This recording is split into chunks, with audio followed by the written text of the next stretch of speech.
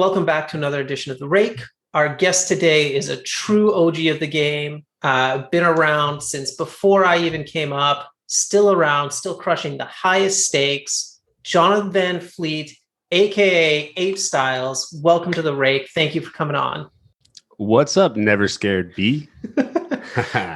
It's nice that you dropped that in because, I feel like nobody knows who I am anymore in the age of Twitch and streamers, and I'm like way past it. And you're still going so strong after so many years. What makes you want to keep going, man? I'm just gonna say something though. You were an absurd battler back in. You were so absurd back in the day. I had a lot of heart. I brought a lot of heart to the really violent era of poker before solvers ruined everything and made everyone start limping. But you were very good. You were very good at the at playing the leveling game. And you were ahead of your time for sure. But as far as like what drives me and like why I'm still, I hope, plus EV in the games, I believe that I am, is, I don't know, it's fun and I'm still hungry. And also probably that like I've busted myself so many times that I don't have as much money as I should. So I'm literally still hungry. Like I need to eat. He's like, no, I literally can't afford it. Let me hop on Uber and send you some tacos, John. Yes, you're looking a little svelte. I'm kidding. Actually, when I was winning I won $1 million on Party Poker, and I was like, "How many burritos do you think $1 million would buy?" I was like, "So many burritos," because I was looking at a burrito.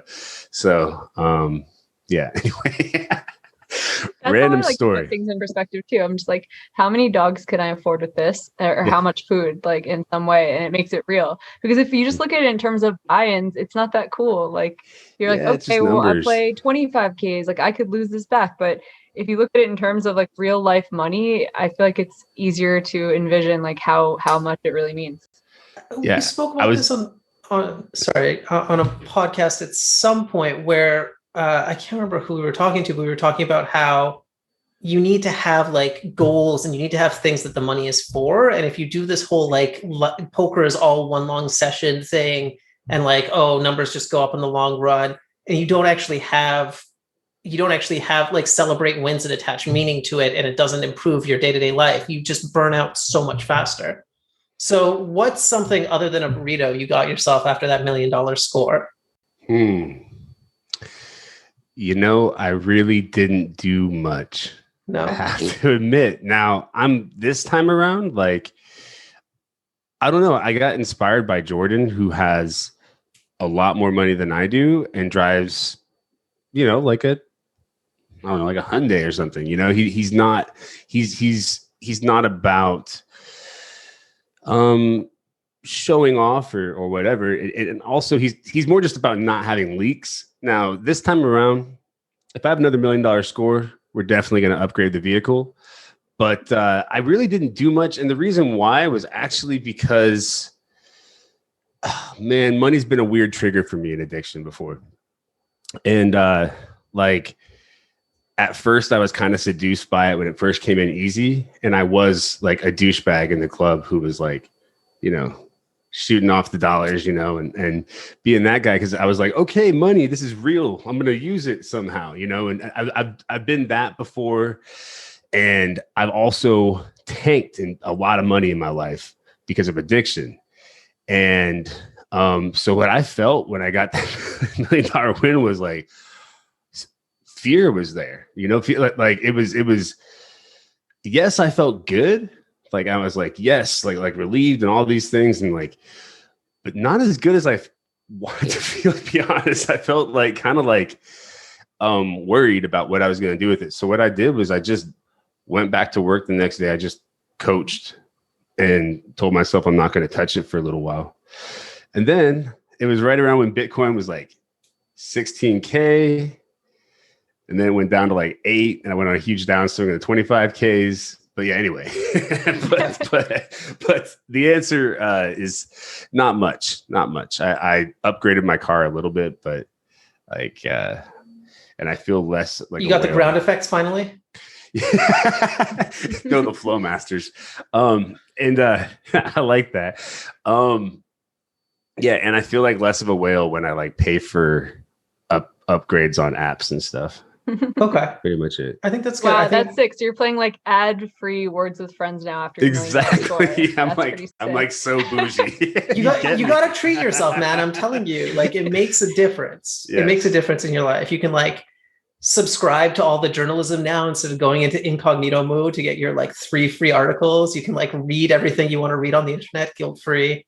Exactly. It's freedom. Money is freedom. Yeah, and money is a tool for removing obstacles in your life. That's like all it's good for. It doesn't make you happy, but it removes the things that are in the way of making you happy, right?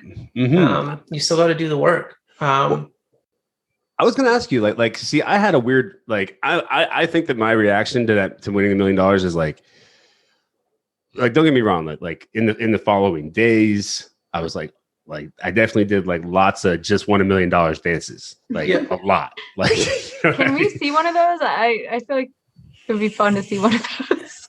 I'm liking you, and like I'm liking your vibe, but I'm not sure I'm that comfortable yet.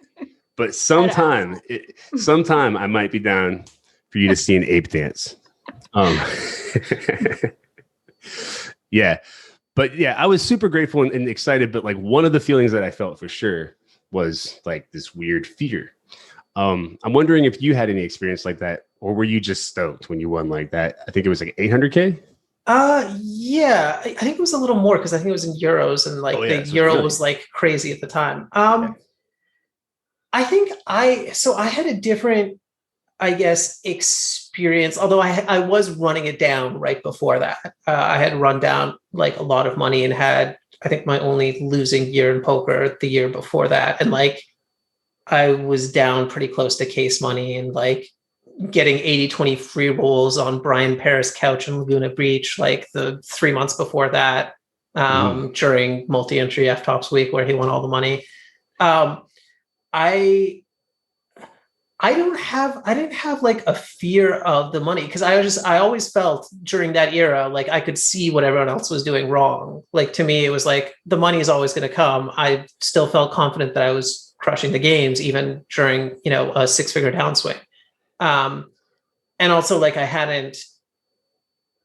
don't know how you grew up, what your relationship with money was growing up, but like when I was nearly down to case money, like what would happen to me is I would be in my parents' basement grinding. I had a roof over my head and I got fed. So I was like, because of that, I was never scared of growing broke really. Right. It like didn't impact my life that much because I'm a basement dweller troglodyte anyways. Right.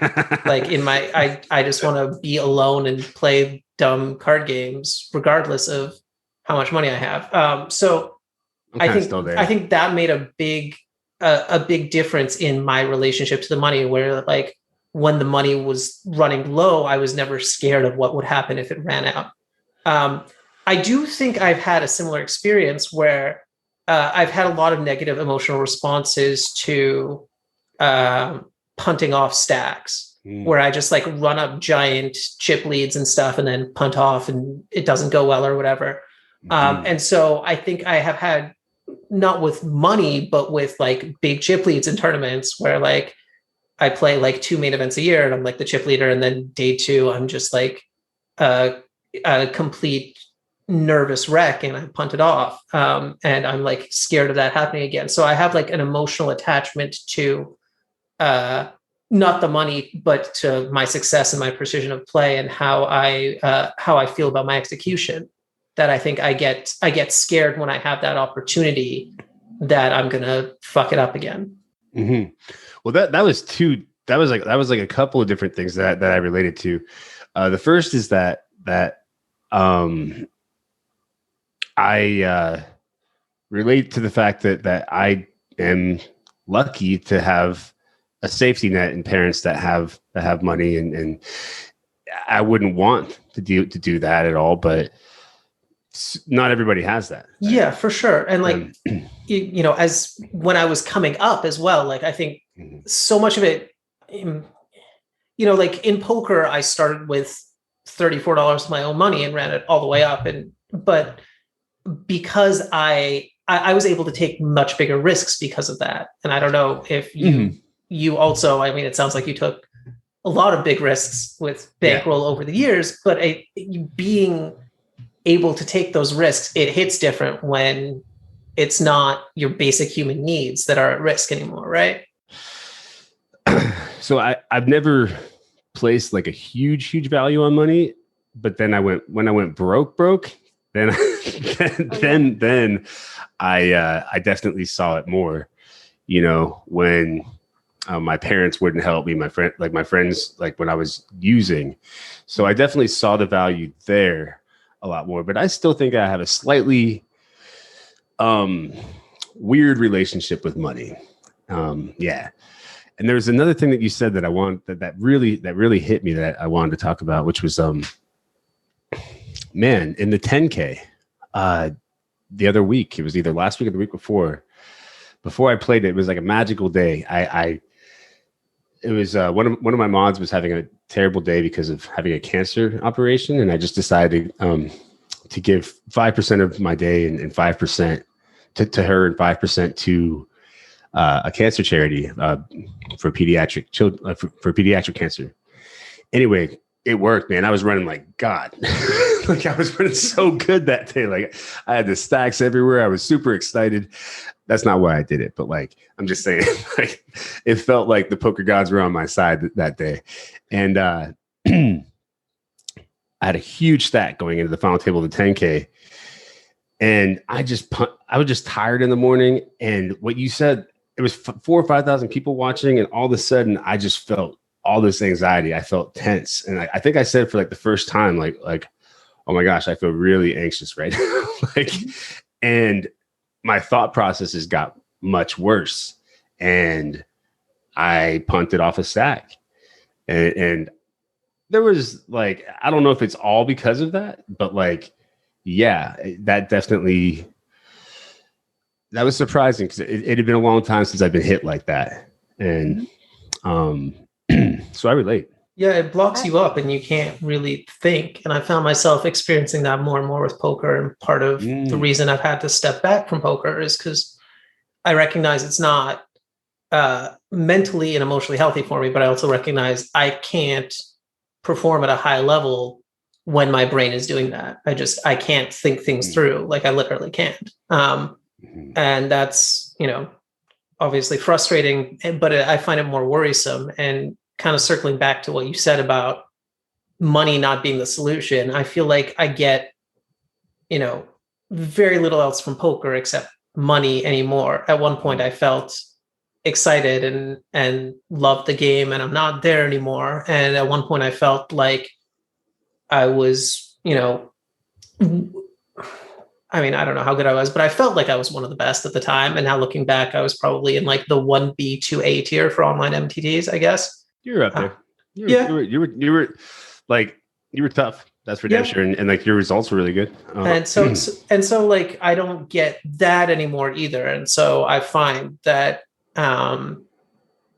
it's just hard to stay motivated with poker when you're getting those kinds of reactions and you're bearing those kinds of personal costs and all you get back is money, you know? So have you found more gratification, I guess, in streaming and in connecting with an audience and connecting with a community that you didn't find when you were just grinding? Yes, actually. Like I wasn't expecting that. Like, I'll be honest with you. After I went on a big downswing in these 25K buy-ins on GG, and then I had a year that I was just spending more than I was getting. And max value didn't work out. And I had this course that I didn't know what to do with, even though I knew it was good. So I was going to sell it through Jordan because Jordan and I've been wanting to work together for a long time. And he was like, well, you know, it's tracking well. The course is good, but it would sell better if you did it. If you did this Twitch streaming thing. And I was like, no way, that sounds like a terrible idea. But I was like, I'll try it one time.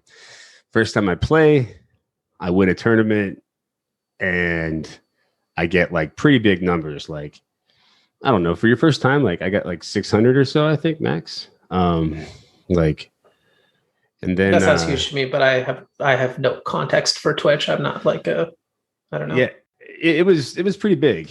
That's the cool thing about poker Twitch is that no matter who you are, if you have a deep run with a big stack, you'll get an audience. So, but I had an audience from the beginning. It was like 200 or so, which I thought was kind of cool.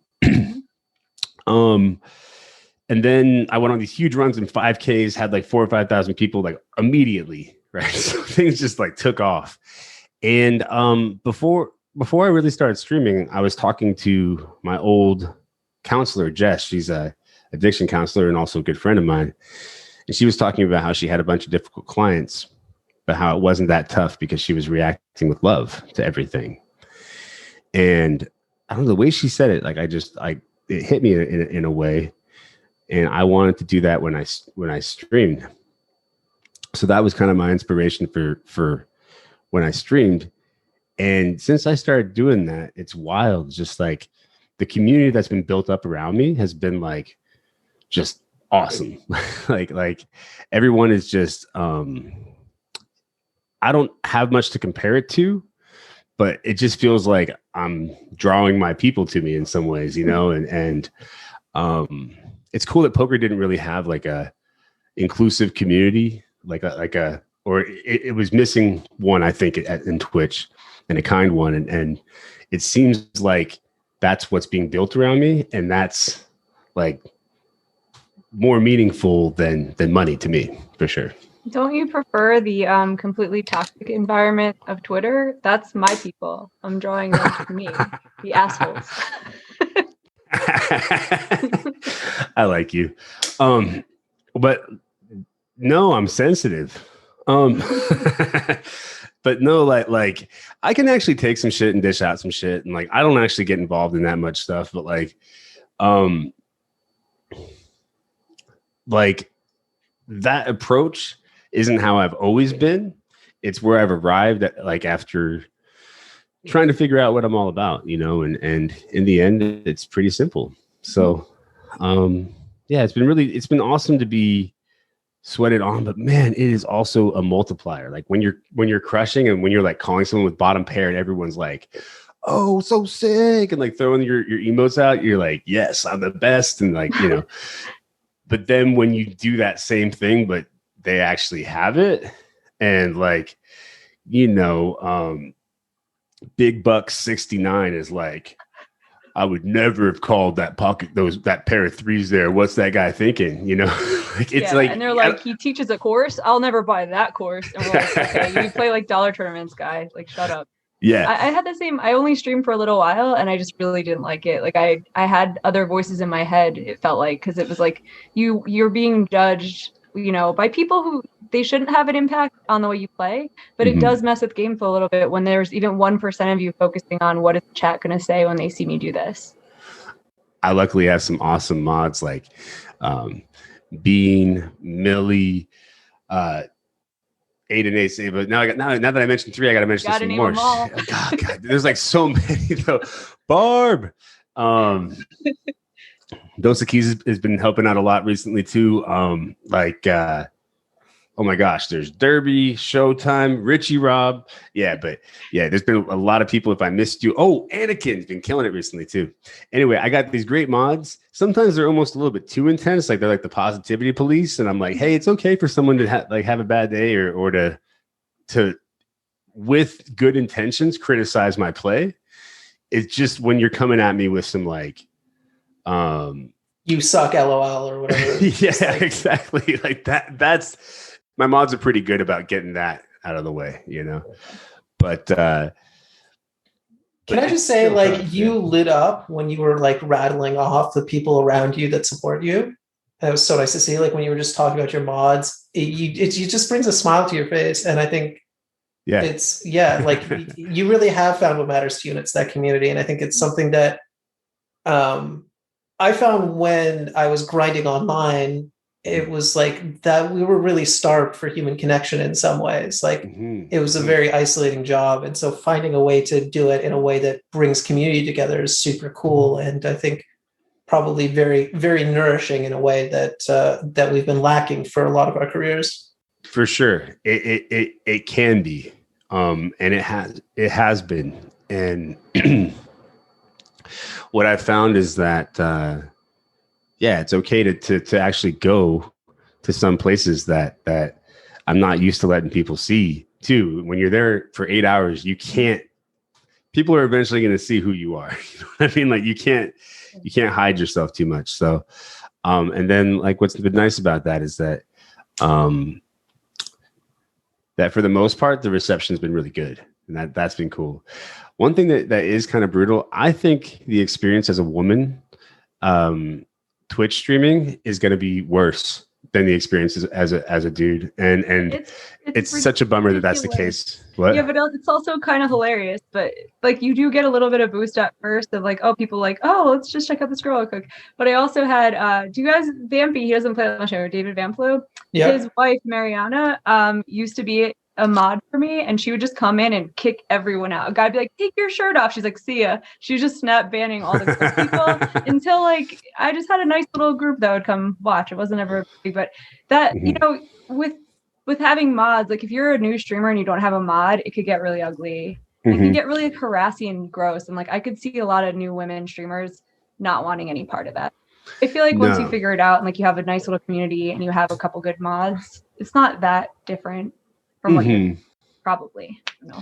I think you're right. I think everyone finds something to poke at, like no matter what it is. Like I definitely get to hear about, you know, being overweight, my voice, my breathing, you know, all that stuff. Like I don't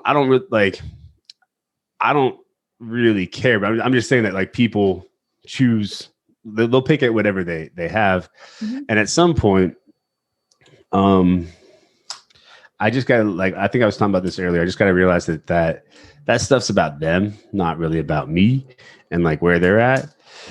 And really, you can't get over the fact that you're watching me. I'm not watching you.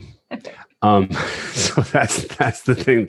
And I mean that about like trolls. I mean, just not like, and so in the end, I'm not really stressing about that, but I do wish that certain people were a little less vocal. And I wish that the poker environment was like a bit, I don't know, more chill, but a little less gross. I'm doing my best to even it out though, because on WSOP in Nevada, I made my name Dan Bilzerian, and I would hit on everyone's girlfriends and wives in the chat. Like they would beat me a hand. I'm like, it's okay, your girl's here. She's making me feel better. And they obviously stopped having chat in WSOP, but I was like, I felt like I was at least evening it out a little bit.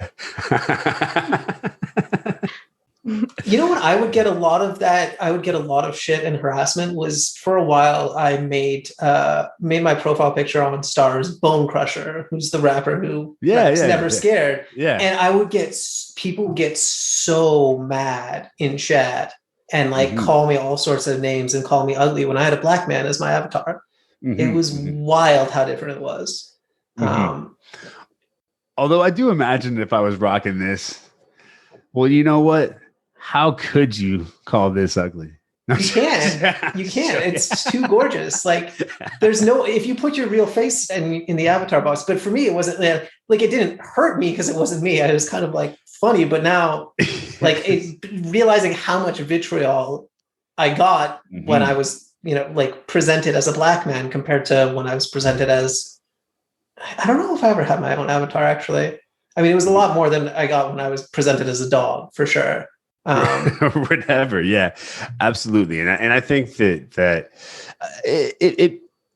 it's probably just more that like people want to hurt you however they can, but there's something else there too. I think there's something where certain people feel a certain kind of way about hierarchies and their place in them, and getting beaten by a black man hurts them worse, or getting beaten by a woman hurts them worse because they feel like they should innately be above that person. But that's hilarious because it just makes me feel better when someone feels like that and I beat them. Like it's amazing. Like live, I've had people call me a dumb bitch. Like just there's things that come out where I'm like, this money now has more value. See, that's the thing. You got to celebrate your wins, Jamie. You got to take something besides, you know, just the cash, and that's a good celebration. Yep. Like I got to hurt a dumbass. Yeah. That's what helps me sleep at night. Well, for me, it's more just like, oh, you know, like I don't know, when people come in and they're bringing in like their bullshit, like I view it as like, I'm usually feeling good and feeling in a place of love and like pretty calm. And if you come in with some hateful energy, like that's like a gift that you're trying to give me that I don't accept. You can keep that. And I'm just going to stay where I'm at. And I like that there's that you had that kind of energy too. And when somebody's a dick, it's like, okay, cool. I'm not going to go harder versus you or anything. But when if I take your money playing objective poker, it'll be that much more fun. We interrupt this podcast with a message from our sponsors at Run It Once. Right now, it's Super Splash Week at Run It Once Poker. From now until Sunday, May 9th, we're cranking the rakeback dial up to 45% for 3 hours of each day at specific stakes in both No Limit Hold'em and Pot Limit Omaha. For full details, head to once.run/supersplash. That's once.run/SUPERSPLASH.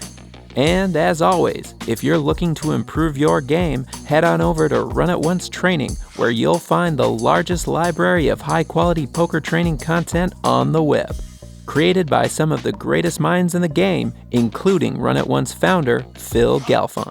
Sign up today at once.run/learn, and you'll get free access to 3 elite videos from Phil and fellow high-stakes legends Jason Kuhn and Ben Solsky.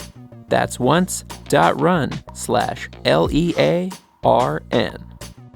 And now, let's get back to the pod. Now that we're friends, it's been half an hour. I can ask you about your sobriety. Totally. Oh, we're definitely friends now. But you're still not in ape dance territory. Sorry. Oh, okay. It's time. It's fine. But yeah, you touched on it a bit, and you talked about it in interviews and some questions. I just am wondering, what has it done for your poker career? Do you feel like you're more zen because you've had to deal with like real life issues that are much harder to deal with than just the variance of poker and, the stuff that the average poker player would go through? What was your rock bottom and how did you come out of it? Easy questions on this pod. Damn. My rock bottom, I've had a number because I've definitely had ups and downs in sobriety and lack of sobriety. And the one that I share a lot is this one where I was in Cabo with like Stevie and a couple other friends, and I was like, they had to steal my computer from me, and they told me that they were going to give it back to me if I told them the right day, and I got the month wrong. So, but that's actually not like, I moved to Vancouver like 8 years ago to try to like start over from Cabo, and I thought it would be safer here, but I still got into trouble addiction wise, and I ended up going to treatment 8 years ago, and I took 9 months off right during World Series of Poker and everything. I mean, not 9 months, 3 months, and spend a lot of time just evaluating where I was at. And I learned a lot about Buddhism, meditation, and recovery. And I made recovery a big priority in my life. And poker was kind of on the back burner, even though I was like still, coaching and teaching and stuff. And since that time period, I haven't drank or used hard drugs for 8 years. And a lot of really, really amazing things have happened since then, right? When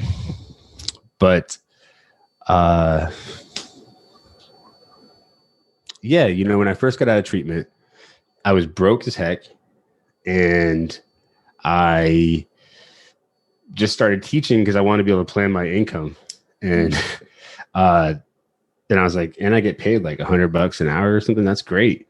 So I started doing that, and then like demand was crazy, and poker results started taking off, and then like it just everything kept building and building and building. So yeah, my story's been pretty amazing as far as like when I got clean and actually I'm gonna stay sober just because a lot of people get triggered by that word clean. Mm-hmm. When I got sober, I think it allowed me to well, I stayed hungry because of that, but having to work on all this stuff that triggered me to go out, like being super insecure, trying to be this idea of a big tough guy that I'm not, always comparing myself to others, just having this head that's always imagining the worst things that could possibly happen, like all that stuff. I really wanted to work on, and so I spent a lot of time working on that. And while I wouldn't say that I've gotten like that, like I haven't gotten free of that kind of stuff, of course. I feel like the volume of my brain has decreased, and it really helped my poker for sure too. Thank you so much for sharing. I wonder if that relates to like how hard you've had to work to get sober, and how it's like a thing you have to think about a lot, and money and everything, all the stuff that is related to some of the problems you used to have. I feel like once your problems are solved, like, oh, $1 million score, it takes a really long time for your brain to adjust and be like, oh, I don't have to worry about 10 things every day. Like I could take a couple of these things off my plate. And it's like winning the lottery or something. It's like some people have issues. They like get into drugs because of that or whatever. It's like really hard for our brains to adjust from like grinding and the things that like have to concern us day to day to just being like, oh, a lot of that just got solved in one day. Like that's so cool that you just like put it down for a month and you're like, okay, I'm going to live a totally normal life, coach, stream, whatever, and then pick it back up to like give yourself time to like adjust everything that just changed. Well, the other option is that, you know, like who knows what happens. I was worried I was going to just do something really stupid. Actually, the stupidest thing is pretty much this monitor. Like this monitor is like, it's like so wide and like I just saw it and I was like, yeah, that's what I'm gonna get, and it's just so bad. That's what you have. You're ashamed of buying a fancy monitor that you don't like. That's it. I would have like 10 dogs. Like I would be a mess. But you wouldn't be ashamed of any of them. But I'd be like, shit, I can never leave my house. I now own like a plethora of dogs. But yeah, I mean, all you did was how would buy that a monitor. be different for you? That's pretty good. The fitted alligator suit, actually, that would be the crazy one. The cowboy hat, the alligator cowboy hat. I look pretty sweet in that. I would like to see you put that on and do an ape dance for us. Yes. How fitted are we talking here? Can you can you bust a move in it? No. I'm like very, very shaped. In my mind in this, but we're not going to go further into alligator outfit fantasy, I don't think. Because yeah, I just made that up. I had the reason I got that because I was backing somebody and I'd loaned them money to like live, and they showed up to Vegas with alligator shoes, and I was like, I just bought those for you. Your amazing. Alligator shoes. Yeah. Oh my God. All right. So let's not get too deep into the backing bad decisions, but is that the worst? Is that the worst you've ever felt about someone you backed when you gave them money to live and they showed up in alligator shoes? Actually, that situation with that guy was probably what made me stay away from one-on-one backing. Because I was just like, wow, I just signed up to be your sugar daddy, coach, psychologist, and all these things in one. This is not for me. But like I am involved in a bunch of different stables, like Pokar and BBC and BBC specifically, like is what I'm affiliated with. But I don't do one-on-one backing now anymore. Did you take the gator shoes from him? I didn't, but I took my backing from him. So that's well, but he'll always have those shoes, man. He will. He got the last laugh. He actually did, like, because I told him that he still like he was free of the makeup, but owed me the loan, and he did pay me back some of the loan. So, man, you guys, today has been one of those days. So you're getting ultra honest version of me. Perfect. Well, we could ask you about a happy topic, about Barb just crushing. Barb, let's go, Barb. Do you want to talk a little bit about that? Like how satisfying that feels? Like that has to feel better than anything. Just like coaching someone that you're close to and that who's like newish to like the stakes of playing. And I don't know, will you guys celebrate together when the world's normal and we're at WSOP? Listen, Barb is like the sweetest assistant. Like she sends me like little gifts, like little mugs with pictures of me winning like a tournament, and she's just and she also like is really good at like talking sense into me when I'm like, oh no, I think I did a terrible job, and she's like this great mix of like no nonsense, but also like amazing heart. Like so, yes. It is amazing that to see Barb just crushing, and she is attributing it to studying the Apestyles bundle, which is pretty cool, I think. So what are you going to do for a new assistant after you turn Barb into a crusher? Like when you lose Barb to high stakes MTTs. I'm going to be her assistant. Okay, that's a good plan. Oh, you're going to send her a little. Are you going to study the Barb bundle? Yeah, I'm going to help her make the Barb bundle. And yes, exactly. Nice. So you said in an interview that you play 97 or 98% of your poker online. You're more comfortable in your home. But you're a streamer, and like, I feel like there's pressure to go play big events and try to go bracelet hunting or try to win a WPT and like get notoriety from that. Does that sway you at all? Or are you just going to be an online guy, or are you coming out to Vegas to play some events? I don't know. I'm like, Jamie's trying to get poker players to plan like 3 months in the future. What, like, I should know it's better. like she's new here. Yeah, exactly. No, what you just said is it's definitely on my mind. The thing is, for now, the way I think is it's like, okay, not even a thought, COVID, whatever. We're just like, I'm here.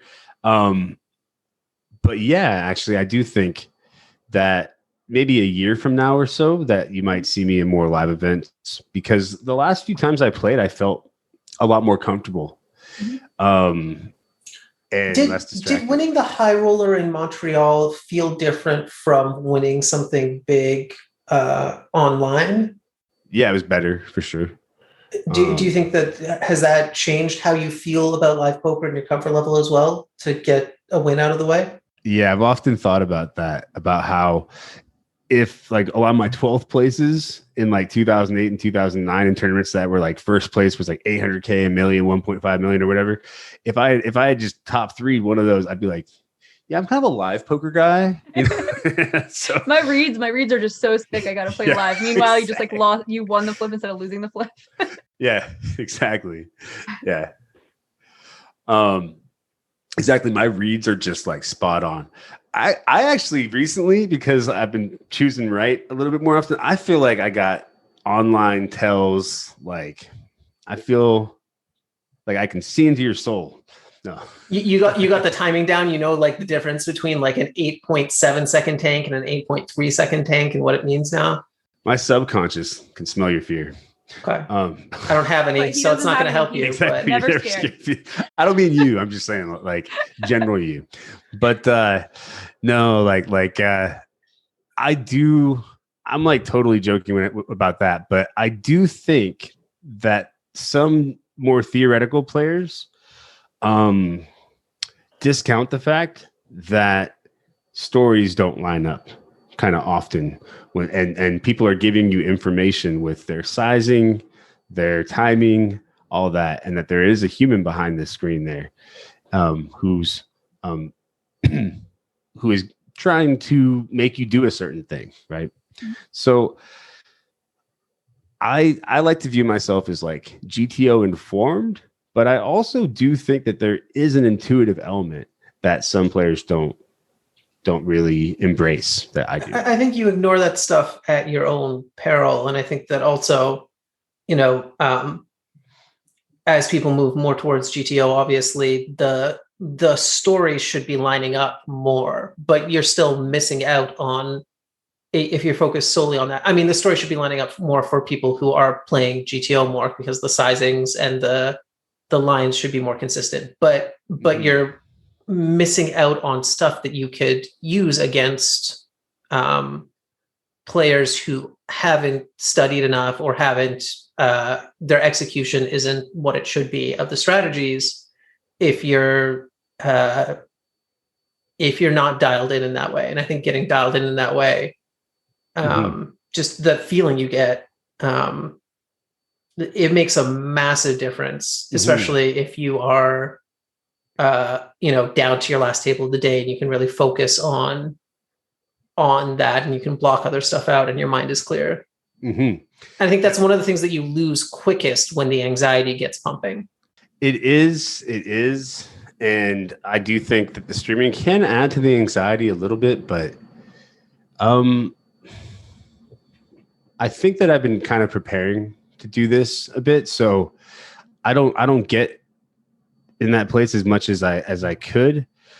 When you say preparing, do you have do you do like meditation, mindfulness before you stream? What sort of preparation do you do before a session or before a stream? How is it different? I do. I've actually been doing a little bit of everything, although I've been working on Prime Mind. I like the meta meditation as well for trying to get more loving kindness in my life. But yes, I usually do some sort of meditation before I play on a good day. Not always. And I also, when anxiety inevitably does come in, or I feel like I've just man, the shame and blame stuff is really big for when you're streaming, because when you're killing it, it's great. But then when you lose on the big stage, it's a hard to accept feeling all these people have seen me do something stupid. It's really hard to deal with that. Or they all I don't think I could.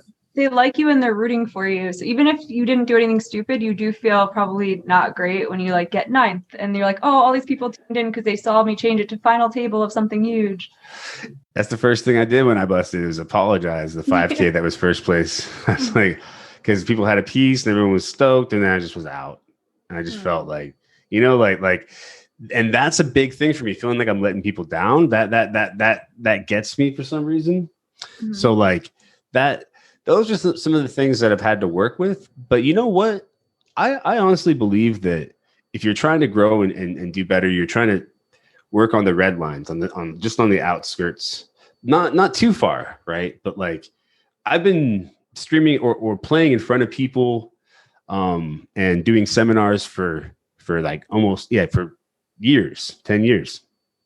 So I have been kind of training to do this for a long time, is what I meant.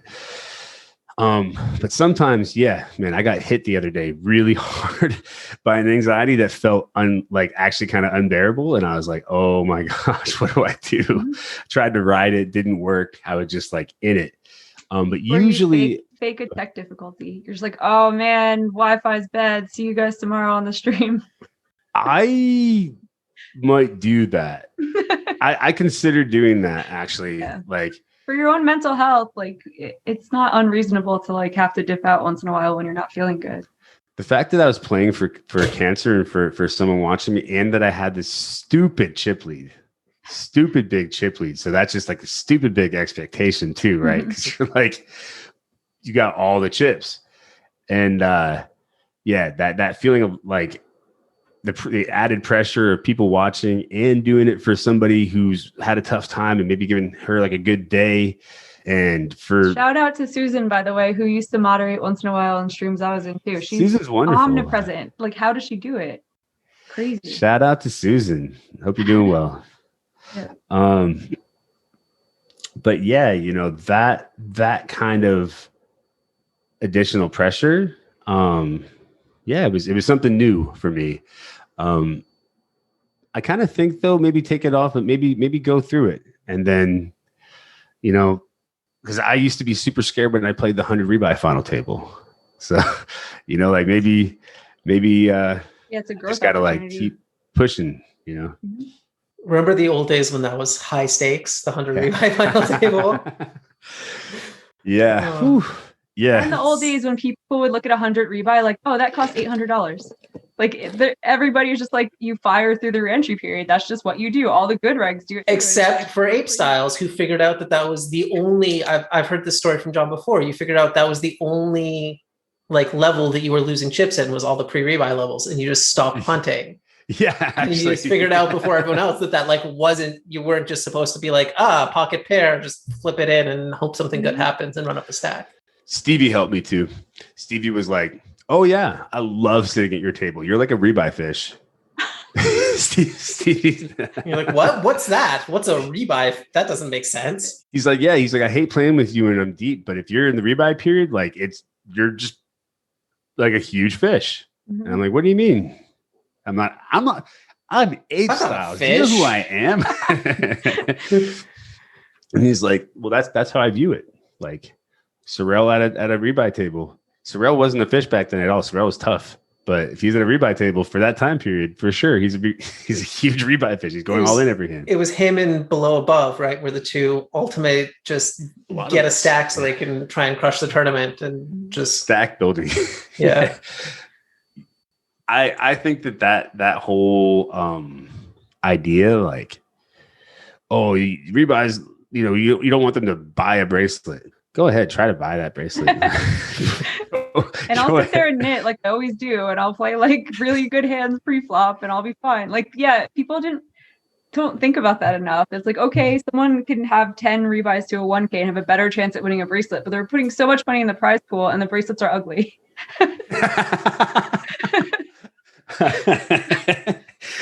Yeah, well, I think the problem with the rebuys was more that chips were not lining up with the number of rebuys fired.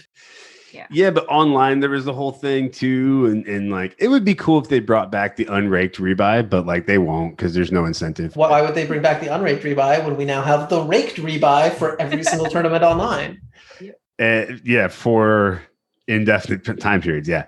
So they're never going to do it, but it would be cool because that was really fun back in the day. I thought when you could just buy in for like a $10 rebuy and it'd just be like $10, and I'm pretty sure I've been at $10 rebuy tables with you where we were doing that back in the day, right? The 10R was my white whale back in the day. I had like a second, third, and fourth. When I was on my come up, I would final table the 10 rebuy like every single month, and I would come like second, third, fourth, second, third.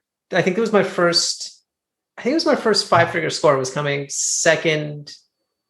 Maybe it wasn't 5, maybe it was high 4, but second to Mike Gagliano in the 10 rebuy. And that was like the first poker friend I made, was just from like the two of us dicking around in the 10 rebuy against a bunch of fish and like smashing the table. And I was like, this guy's fun. That's how me and Below Above met. Yeah. And those are the classic memories they can never take from us. They can take our rebuys, but they can never take our memories. And I'm in the US being like, they took my job. Oh yeah, they can do that too. They can take everything. Yeah. Scums. I miss the Sunday storm.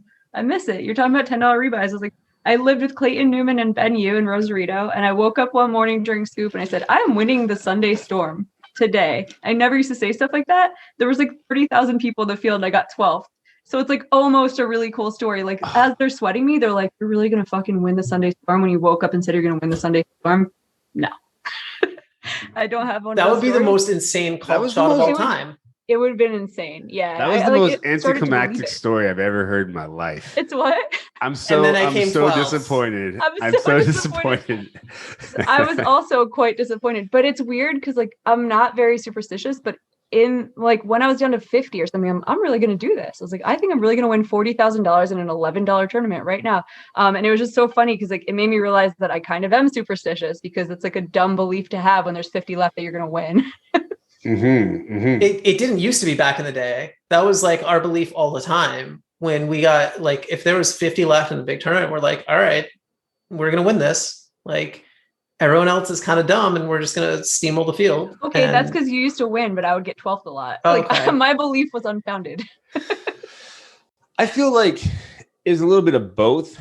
I definitely realized though that to not do that, like when I picture myself doing things, yeah, I will picture my name at the top of a lobby sometimes, or picture, or like when I'm playing live, I kind of imagine just chips coming to me, but more just thinking methodically, going through my checklists, breathing, and that's what I sort of envision for me as like good poker. And then usually, hopefully, money comes. But yeah, so many times I've been playing and like I had a chip lead in the main event, like on day 3, I believe. And I was already thinking about winning first place, what I was going to do with taxes. And like, I was a big problem that I was going to deal with. Like, I was like, man, they're going to really get me here with this 10 million. But I was also thinking about all the other good things I was going to do with it. And I think that it actually did stop me from doing all those things that I just mentioned, which is just like focusing on the table, the hand in the moment, playing the best that I can. So that's what I try to do. And I try to only focus on the money based on like how it might affect things from an ICM standpoint. Mm-hmm. But, it's not always like that. I think it's also if you get attached to like the idea when you're deep in a tournament of like, all right, I'm going to win this now or whatever, or like, I'm going to crush this. You set yourself up for a lot of long-term fatigue, and you set yourself up for disappointment a lot because it's hard to win a poker tournament. Things have to go right in a lot of spots for you to win a poker tournament. You have to like dodge a lot of coolers, and you're going to have to win flips sometimes. And it's just, there is a lot of luck that goes into it, and we can do the best we can and push our edges the best we can. But if you're attached to the result instead of the process, you're gonna go through like really strong emotional swings of like, I have the chip lead, I'm so excited, I'm the best, and then like, I don't have chips anymore, this sucks, and it's gonna in that moment, in that tournament, it's gonna make it difficult to focus, but it's also going to wear on you long term to go through those ups and downs and make it harder the next time you're in that spot. It's a constant process too of sort of like, for me, recentering, and like certain keywords that I kind of use sometimes, like just like patience, like because I get out of line and I try to make things happen. And I don't know what that's like at all. Oh, no. and I like to call it optimistically range, where I basically can put you on what I beat. And like optimistic range syndrome, is that not like a well-known thing? That's something that I've thought about forever, where you're just like, oh, like I'm going to figure out a way to kind of whittle his range down to the hands I'm supposed to bluff it off against. Or I'm going to like, exactly. you just like, estimate their range and you're like, well, he probably would have raised the really strong hands a little earlier. And he probably gets here with a lot of those like pair plus draw hands, and he doesn't want to stack off one pair. And you just like find excuses to make the play you want to make. I think a lot of actually human cognition works like that, where the decision that we make is a decision we want to make in our intuition, in our split second reaction. And we do a lot of post hoc rationalization. I think, especially in poker, that's why it's so important to do your studying and your training off the felt. And it's important to have good fundamentals and have good conclusions before you get into the moment, or have a good process down before you get into the moment. Because if you don't, if you're focused on like what we said, where you get into like, oh, I'm just going to crush this tournament. When you get into a hand, your first instinct is going to be, okay, how can I win this hand? Not what's the best play I can make. Like, okay, how am I going to gain ground here? How am I going to get the most chips here? And sometimes you need to lose the least. I think that there is something to be said for having a mentality of like, how can I win this pot? Like, is there a way I can win this pot? But there's almost like this sort of, the expectation aspect, like that I'm going to crush, or like you call a 3-bet and you're like, I'm going to win this pot. you know, I'm going to get this guy. Yeah, Fuck this guy. Yeah, and then you're like, and then you have like the 6-8 suited and it comes like ace, queen 3. And you're thinking about like your backdoors. Yeah, exactly. So what I'm going to do though is how I'm going to outdo people and get people is I'm going to take my time. I'm going to call and I'm going to agonizingly go through every pot, like very slowly with you and think about, you know, what your you bet got me size already is. At agonizingly go through every pot slowly. You're just going to get me to tilt and punt it off to you just by doing that. Yeah. No, but that's real. Like, it's harder to bluff someone when you know they're going to actually take the time to figure out if you make sense or not. The people are just like, I miss, and they just insta muck. I'm like, the next time I'm thinking about bluffing them, I didn't experience any pain or worry the last time. And it's like, I am more likely to bluff that person again. I want you to hate to play with me. I really do. And like, it's weird because like my friends, I want them to like being with me, but like, I really want people to hate playing with me. And so like, when I do get hate at the table, I'm like, okay, cool. Like, because if I'm not getting that, it means I'm not playing aggressively enough. So yeah, you got to make people a little uncomfortable. If you're letting people, well, actually, that's not true. Because some people's comfort zone isn't playing so bad that you just like let them stay in their comfort zone. Some old nit that just like wants to call fold. You're like, yeah, let's get you in your comfort zone, buddy. Oh, but they're not happy. But the thing is, they're not happy about that, right? Like they're not happy after they've called twice and folded river or whatever.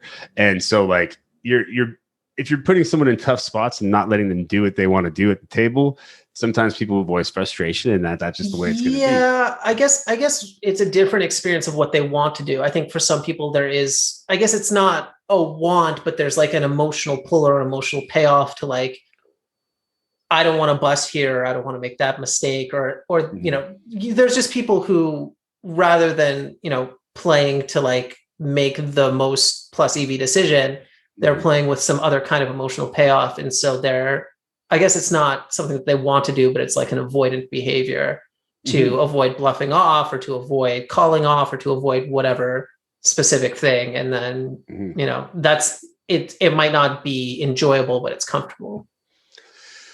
Yeah, well, that's like a whole nother thing. That's like you just went into like this other subconscious realm where like with like, you know, the rewards and costs of like gambling, for instance, like, you know, feels good to win, but like, and it feels bad to lose, but like it feels something different. Like, you know what I mean?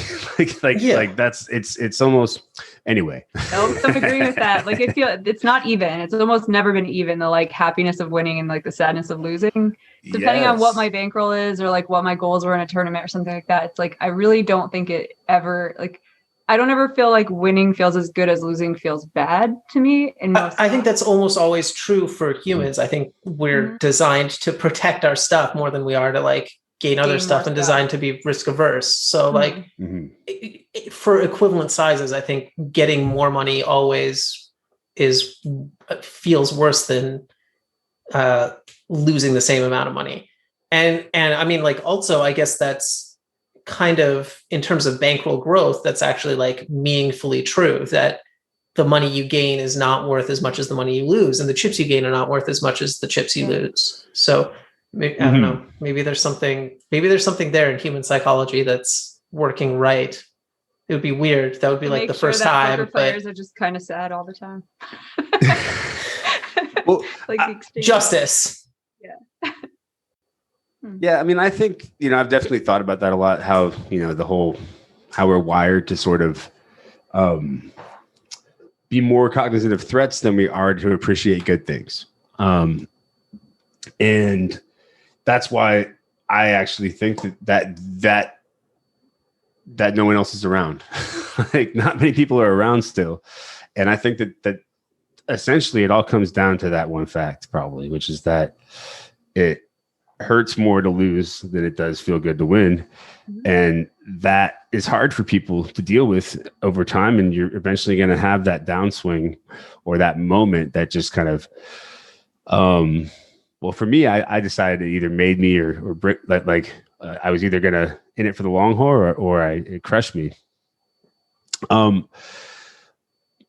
I got a little distracted by what I was saying there, but I do think that that sort of, there's a lot of these weird reward things that happen and negative feedback loops and things like that happen with poker that will drive a lot of people crazy. Unless you're a specific kind of crazy like I am, somehow I've managed to stick around. Can you, like, so as you were going off rails, you actually said something that I'm really, really interested in hearing about. Like, can you pinpoint the moment where you were saying, like, is it going to make you or break you? Like, are you going to change something, or are you going to be like, okay, poker makes me sad, losing sucks, I want out? Mm-hmm. I had that moment. Yeah. In 2008, I try not to say stories again too many times, but I definitely had this moment. So I'm going to say it. I came back from Vegas in 2009, actually. And I was like, 2008 was a losing year. In 2009, I'd gained a bunch of weight, and I was broke. And I remember I just looked in the mirror and I'm like, damn, like, you are fat and you are broke. Like, one or the other, you know, is reasonable, but like both is unacceptable. And something about that actually just like motivated me to give it one last shot. So I put like all of my effort into getting in good shape, and then also trying to get better at poker and studying. And that was 2009. Also that year, I had lived with G Boro, and I played sit and goes. I was like 18 tabling, and I'm like, I'm not meant to 18 table. So I had seen that G Boro, like the biggest winner at that point in time, was like 4 tabling on a shitty laptop, like with a bong next to him. But I was like, this is where the magic happens. What's you know, like, but what I noticed is that he really thought deeply. He was really into it, and like he was writing stuff down. And I was like, and I was over here on my two monitors, like beep beep beep beep, like super. And he actually was like, dude, that's too much. Like the alert's got to go. And so I was like, all right, I'm going to try to play the G Boro style, like 4 tables, big binds, really focus. And I started winning and just winning. And it was I went on enjoyable, right? Because you're actually thinking about poker instead of just being like, okay, ABC decisions over and over again. Exactly. It became a game. It became a fun endeavor again. It became a puzzle game again. And that was kind of like my reinvigoration at that point. Was just playing less tables and really, really thinking when I'm playing. Now I know you can't do that at super low stakes, but if you play really low stakes, you should probably at least have one day a week where you play 4 to 6 tables, take notes, pay attention, and try to learn from those days. Because I think that you learn more on those kinds of days than when you're in your automatic processes. I also think if your goal should be to move up stakes a little bit, like you should be trying, you know, like instead of trying to squeak out a living at more tables, small stakes, maybe that one day a week you take will increase your hourly, help you move up. And then like you can do the G Boro bong 4 table method. I hope I didn't just read him like in public. Yeah, I don't think he minds. But, yeah. I think I don't know, you know, obviously this comes kind of brings the conversation back to full circle to like having a roof on over our heads and food to eat and not being worried about that stuff. But if you're playing low stakes, I think there's so much more leverage in getting better and moving up stakes and learning to think and make those decisions that, you know, if it's not going to be a risk to your basic human needs, I would be doing it every day. I would not ever mass table low stakes. I think that you're much better off trying to get better at poker than you are trying to grind out a small stakes living from it. I agree. For me personally, that would be the truth for me. I do know that if you have a winning game that you think you can replicate across a lot of tables, that may be the best thing for you. That's not how I play. That's not like that's not how I play my best poker. I think I am one of the top MTT players. When I'm playing 4 tables, I think I'm one of the top maybe 500 MTT players if I'm playing like 12 tables. So I I can't even make a sandwich while talking on the phone. Like, what makes me think that I can play 12 tables of poker at the same time? What happens to the sandwich? What? Yeah, right. What happens to the conversation is like it. I know enough dudes. The sandwich will be pristine. The conversation will be like, yep. Exactly. That's what happens. Is it just totally. Mm-hmm. Yeah. No, I'm sorry to hear that, or I'm happy that happened. Whichever. Yeah, I'm sorry to hear that. Yeah, you're just going off your inflection reads. There's like no word processing going on. Exactly. Exactly. Yeah. So that's why I realized I'm not that great at multi-tabling. And I think that you're absolutely right, though. I do think that maybe at the lower end, you do really want to focus on studying. But this other thing can happen too, right? Where you're moving up in stakes and you're playing 2 tables and you want to win like every hand. Yeah, that can definitely happen. Yeah. That has been known to happen on occasion. Now that I have pre-flop ranges that I've like pretty much memorized, though, like that gets that out of the way, right? Like now that the sims and everything do help me with that, and when I can sense that I'm like just in a mood for I don't know, run without the ball. Like I like tell myself, okay, let's just play a little bit of GTO or play solid for a little bit, But yeah. But do you still get into it post flop when you're in those moods? Because they're still just like, I'm gonna roll check raise like 33-40% here, probably. People commented one time that I was rolling and I really wanted to bluff, so I was like, roll again. Roll again. Yeah, we saw Doug do that on against Daniel too, where he'd roll like a number. I did ask him about it because I was commentating some of that, and I was like, okay, so he rolled a 22 and he's gonna fold, and they raised. I'm like, what the fuck? A couple of them were for sizing instead of for whether he's betting or not, or raising or not. Oh, okay. So he says, well, Doug's human, so maybe he's lying. Yeah. All right, Doug, we believe you. Maybe. Yeah. I actually also sometimes roll, and then I'm like, nope. Nope, I'm gonna do this. Because if I think that if something isn't right or something is like, if it's a spot where it just seems to be, there's a lot of spots where the population isn't going to be bluffing, and you should probably fold all your bluff catchers. Mm-hmm. There are also a lot of spots where, or there are actually less spots like this, but there are plenty of spots where the line feels very bluffy, and I call all bluff catchers. So I'm the kind of guy that's pretty easy, like pretty quick to go to that 100%. Mm-hmm. But I feel like I was saying something kind of smart there, but I don't know how to wrap it up. I don't know how to wrap it up. That's how we feel about all our podcasts. No, but there's an interesting thing that happens sometimes where, like, all right, let's say you have a close decision and you're like, I'm going to roll for this one. As you're hitting it, you already know what you're rooting for it to say. And then maybe you've like subconsciously decided, okay, it's a good raise spot. Like, don't be a wuss, raise. And it doesn't matter what the number comes out. That's what happens. That is what happens sometimes. Although, you know what? I was meant to be this guy, because since I was like 12 or 13, I've literally made decisions from flipping a coin. I've literally been like, all right, I'm going to get vanilla. If it's heads, I'm going to get chocolate. If it's tails, and I flip a coin. So Apestyles has been flipping coins since he was 12 years old. He's an expert by now. Yep. He was born to be an empty tier. I guess I was just born flipping coins. And Apestyles was actually born when I was like, the name Apestyles came from when I was 16. So how'd that come about?